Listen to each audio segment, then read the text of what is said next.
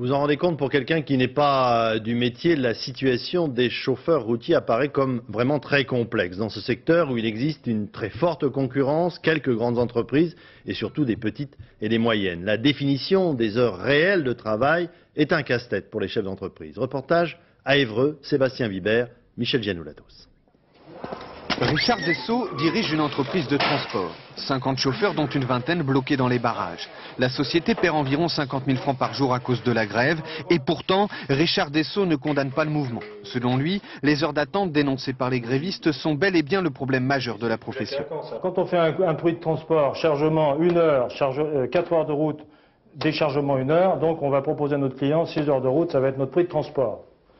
Quand le chauffeur arrive pour charger, il va être en attente parce qu'il y a plusieurs camions devant lui, il va rester 3 heures, il va toujours faire ses 4 heures de route, et quand il va décharger, il va mettre encore 5 heures.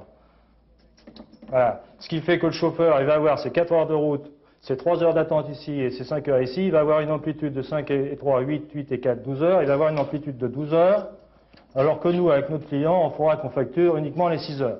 Richard Dessau avoue qu'il ne peut pas respecter le contrat de progrès signé il y a 2 ans et qu'il oblige pourtant à payer à ses chauffeurs les heures d'attente. Il compense en partie par des primes sur leur salaire. Mais pour lui, ce sont les clients qui doivent payer. Toutes les industries, telles qu'elles soient en France, que ce soit l'automobile, etc., la chimie, l'industrie intermarché, toutes ces industries se sont restructurées pour le marché européen.